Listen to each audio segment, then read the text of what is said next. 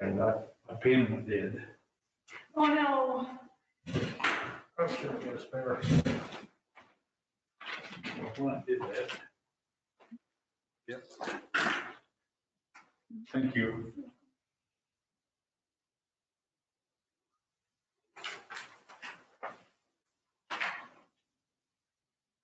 Okay, I'm gonna go ahead and call the meeting to order. Who all is on the phone? We have, and board member wise, Amanda and Allison. Amanda and Allison, okay. And may I ask who you are? Absolutely, sir. Yeah. Luke Saccone, the computer tech there on the organizational chart underneath Roger. All right, The making Nice. sure. nice to meet you. Thank you. Nice to know you. Okay, so do we have any public comments? No, we don't. Okay,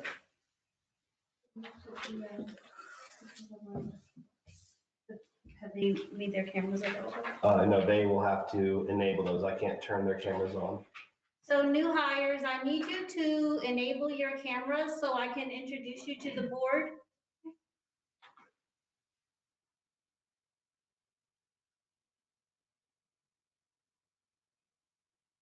Okay, so the gentleman that you see at the top, that is Noah Roche. He is the new part-time circulation clerk at the Knob Noster branch. The woman next to him is Janessa Hortmiller. She is one of the new public technology assistants. And then on the bottom with the long brown hair wearing glasses, that is Chelsea Irby. She is the other public technology assistant, and they will work with our service coordinator on a wide variety of programs, including providing technology assistance to the public and creating and facilitating programs system-wide.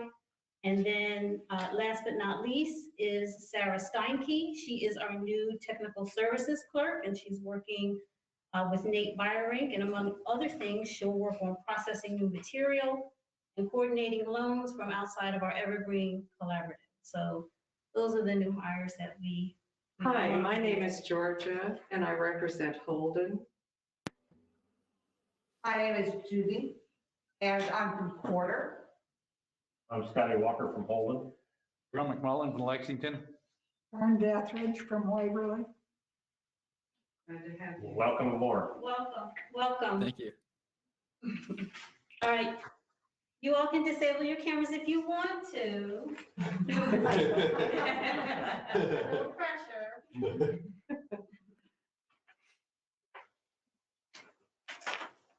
Do we have any public comments? No, we do not. Okay, Madam Chairman. Any discussion on the consent agenda items? I do. To get my stuff out there. I have some questions. I'm new. I have never seen a financial statement quite like ours. And I spent about 2 hours with it this time, looking at it, learning, and trying to figure things out. And my goal is, in asking questions, is not to be mean-spirited. My goal is to be a better board member. And so I want to just ask a couple of things to get things clear in my own mind. I hope it is something that helps other board members. We have a lot of new people, and maybe you're having some of the same issues that I am. I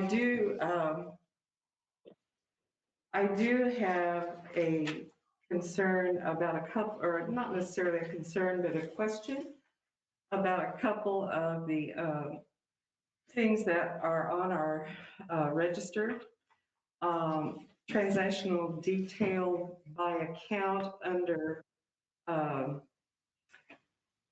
periodicals and microfilm, under building and maintenance is what it's under. There is an almost $800 bill for Cisco of Kansas City, which I know is a food distribution entity, and I just wanted to know what that was. Cisco is where, oh, are you in here, Karen? Go ahead, Anita can answer. Cisco is where we Okay, buy great. products like our toilet paper and paper towels, and our hand soap. That is all comes from Cisco of Kansas City. And we usually order from them about 4 times a year. I see. So it's a pretty big lump sum at one time. Yeah, and in school, we always knew it as a food distribution, so I appreciate that. I appreciate that. Thank you. I'd really like for us to shop locally if we could, but that's just my opinion. Another question I have is with regard to the credit cards. And I noticed them on the primary budget, and then not budget, but statement, and then under the individual accounts. And one of the things our auditor asked us to do was to do less with credit cards, have on invoices. Let me think here, let me see here.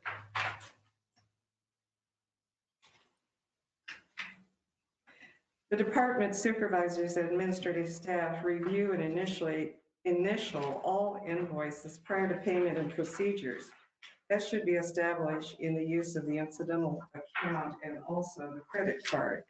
And I noticed in Sarah's report, and maybe I'm jumping the gun here, I noticed in Sarah's report that she said they had implemented all of the changes the auditor had requested, and I was just curious to know what those changes are. I think the board should know how we're getting those things done. Those things that you just read off, that Uh-huh. the department heads sign off and check on them before they're paid, that's what we've been. And what is it they're signing? Are they signing? So they're signing off on, they get their credit card statement, they match it up to their receipts, and then they sign off and say, yes, I made these purchases, here are all the receipts that match what I charged on this card, and then they give it to All Karen. right. And now I'm also kind of like eyeball. You're involved in that now too. I'm glad. It seemed like there's an awful lot of credit card debt to pay. And I just wonder, are we In some instances, we don't have a choice. Oh, I If we- realize if we- that. If we can do an invoice or PO, we absolutely do it that way first. But if we can't, And we're tax exempt as well? yes. And we're taking Yes. advantage of our Yes. tax exempt. And if we find that we've been charged taxes, we pull out the letter and we call them and they take it, Great. because that does happen. That's great. That's great. Would it be a great inconvenience for us to see the credit card bill? They're all there every month when they sign. They're there every month. They're there. Mhm. Uh-huh. Could we have that included in our budget or financial packet? You want the copies of the credit cards and the financial? Those charges? Sure.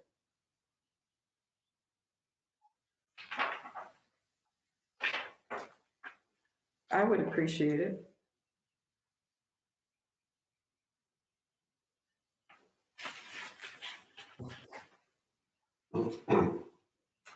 Let's see.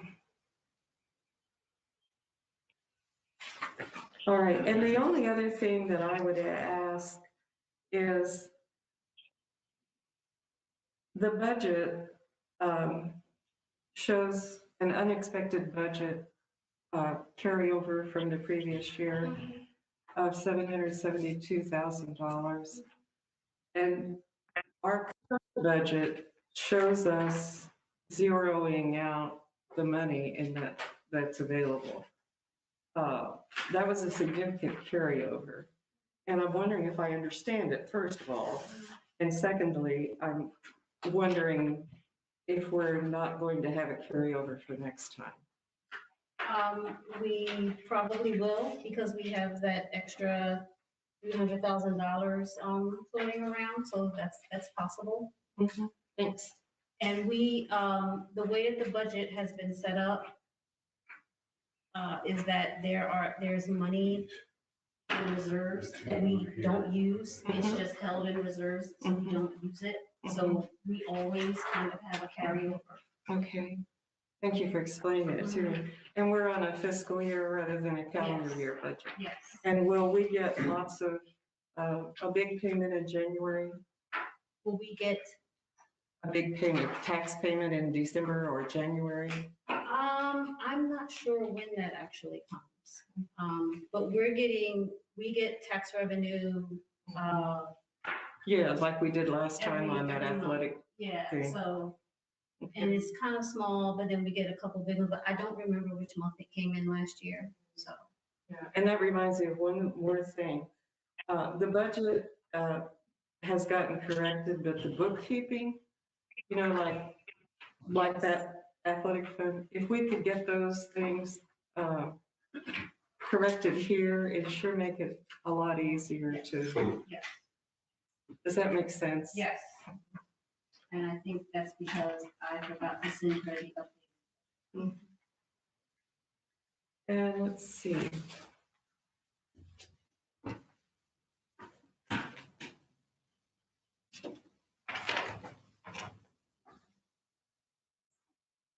And last time we talked about designated gifts, and I noticed on the revenue and expenses cash basis statement that a transfer from designated gifts of $40,000 was made. That was approved by the board from the Edward Guggen Fund to cover the capital project at Lexington. That fund is specifically for it. Right. All right, that makes sense. I'm just trying to make sense. Yeah, and there was another one, I don't have the, Yeah. but there were two designated funds that we took money out of. One was Edward Yeah. Guggen, I can't remember the other one. It Yeah. was the general one. Yeah. No. For Holden? No, not for Holden. It was a general, but I can't remember. The lunch fund? That was it. Thank you. I was thinking C, and her first name is Clara. So Yes. All right, yeah. All right.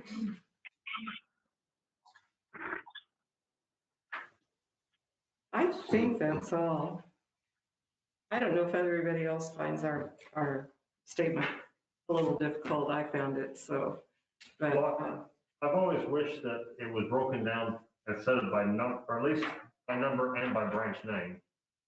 well, I think in our family, my husband figures it and I spell it, so that's where we're starting from. I'm not really good at this, even though I've managed some building level budgets, but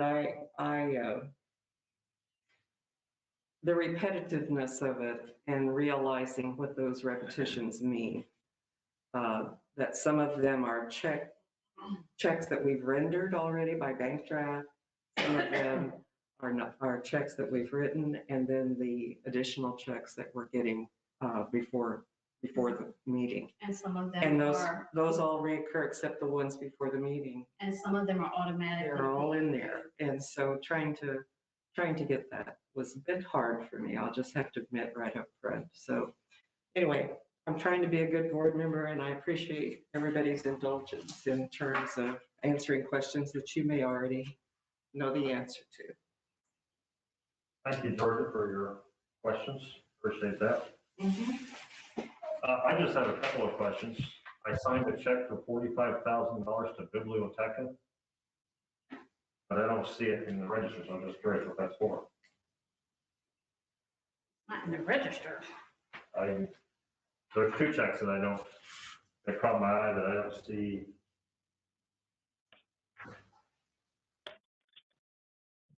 Is it over here? No, it's right here. Oh, No, I mean, is it in here?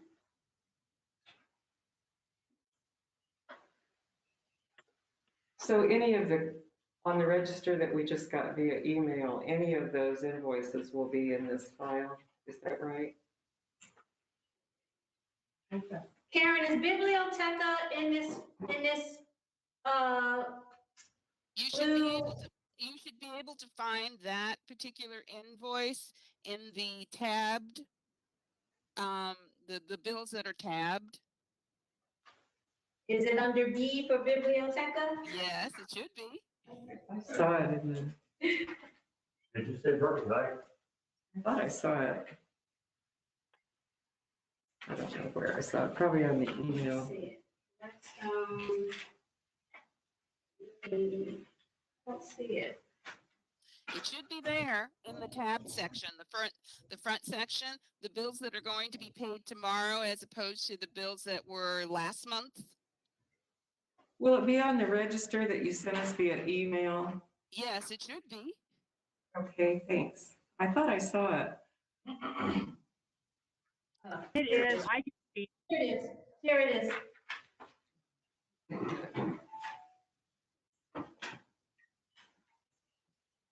Oh, so this is for the RFDI stuff.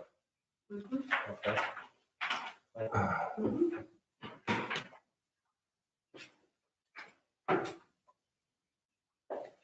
Any other discussion on the consent agenda items? Take a roll call. A roll call? Yes, I was just asking if there's any other discussion. I'll take a motion if there's no other discussion. I move to approve this consent agenda. I'll second it. Motion by Georgia Jarman, second by Rob McMullen. We'll take a roll call vote. Allison Burton, Yes. Fern Deathridge. Yes. Georgia Jarman. Here. Oh, voting? I'm Yes. sorry, yes. Ron McMullen. Yes. Amanda Travis. Yes. Judy Tyler. Yes. And Scotty Walker. Yes. Passes with 7 yeas and 0 nays. Okay, Tanya, we have any unfinished business? No.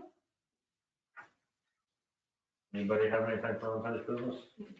Any new business? I'd like to, since we don't have a full board present tonight, I do have a couple people who expressed interest in that Johnson County seat, one from Lee and one from Howie, so I'd rather move this discussion till January for pulling the seat. Anybody object to that?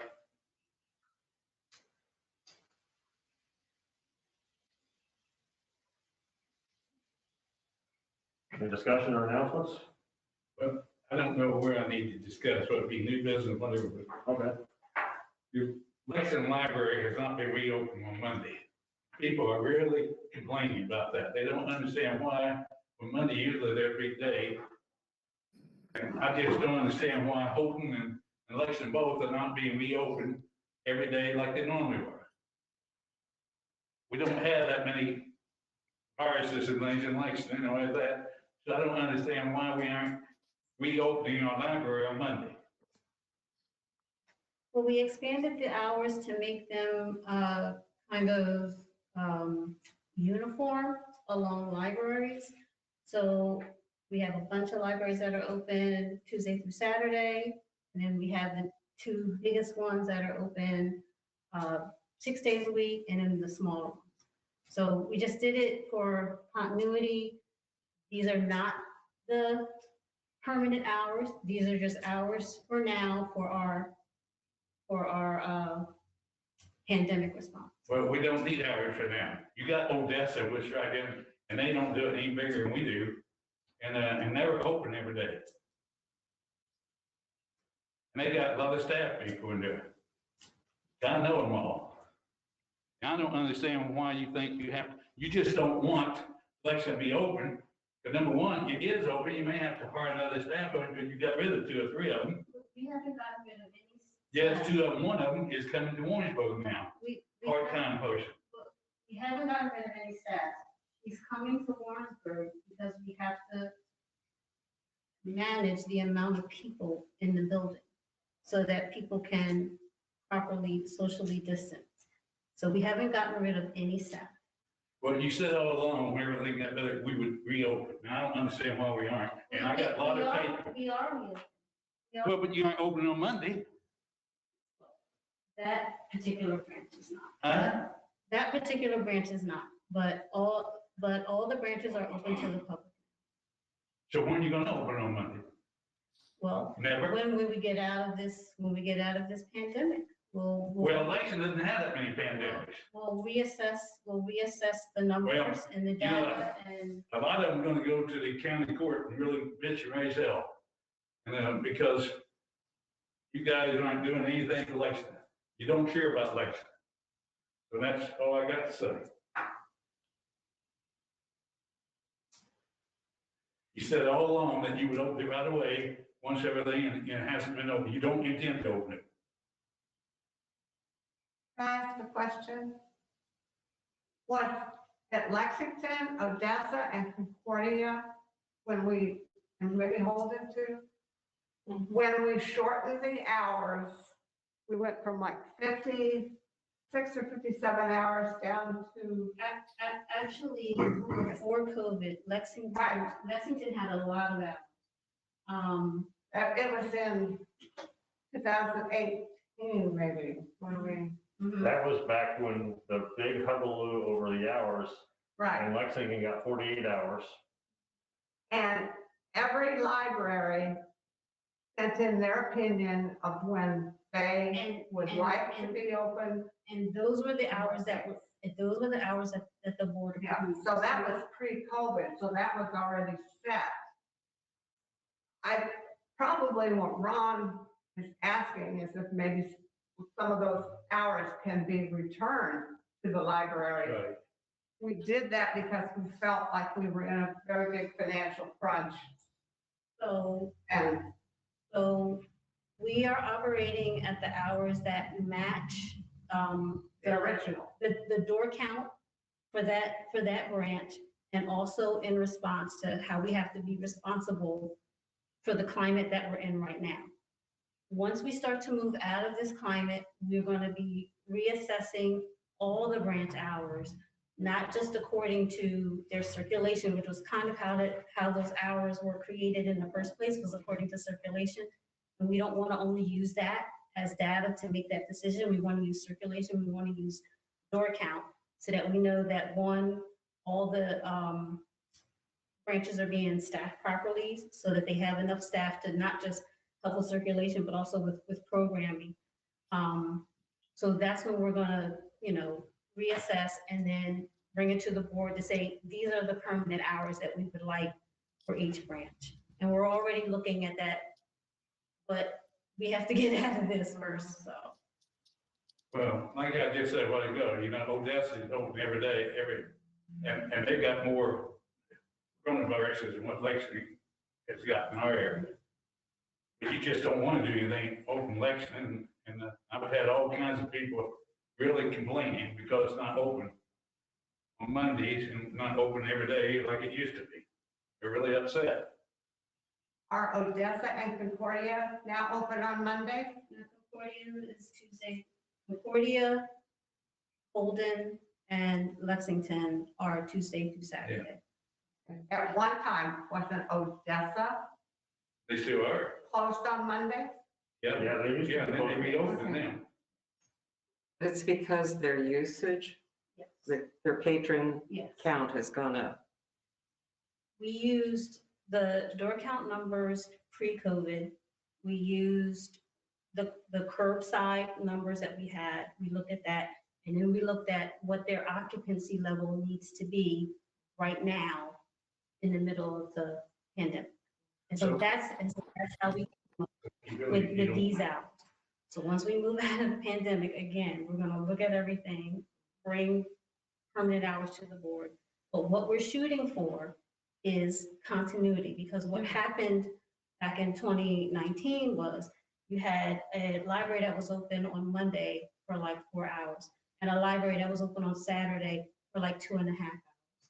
And it just, so we're trying to make the hours that match their service levels.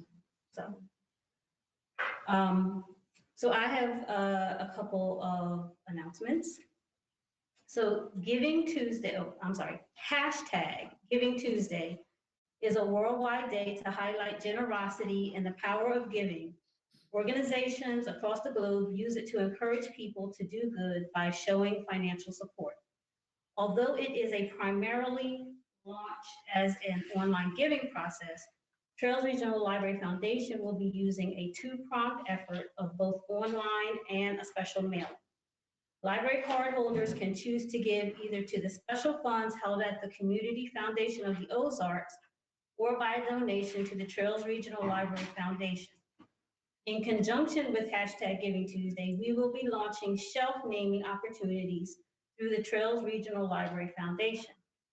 When money was being raised to purchase and renovate the building for the current Warrensburg branch, shelf naming opportunities was an option. We are reinstating this and expanding it to all the branches. And in front of you, you have the form that we're going to use for that. Allison and Amanda, I'll be sending this to you. But we're reinstating it. We're going to expand it to all the branches. And you should look for announcements about #Giving Tuesday in the next few days. And it's actually on December 1st. So that's when that's going to happen. Also on December 1st, we will be launching 30 hotspots into circulation for the public. We have already begun to circulate the 5 hotspots reserved for community partners and organizations. Big Brother, Big Sister, Missouri Valley Community Agency, and Wills have already taken advantage of this service for their clients. The Margaret Farm Workers are scheduled to receive one soon. Additionally, on December 1st, the helpline with our public technology assistants, who you just met, will launch, and patrons will be able to call or email for help with technology issues. Those are my announcements. I would ask a question. Have you ever considered another board I serve on, your mileage? You can dedicate part of it to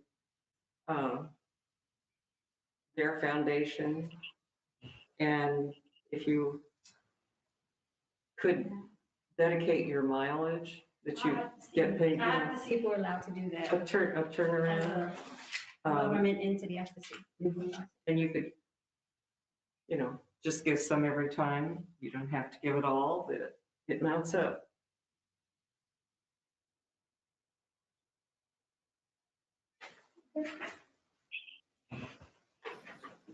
Any other announcements, discussion? No turning, I'll take a motion to go into closed session. I'll move to go into Ron? Go ahead, Ron. I move we go into closed session. And I'll second it. We have a motion and a second to go into closed session.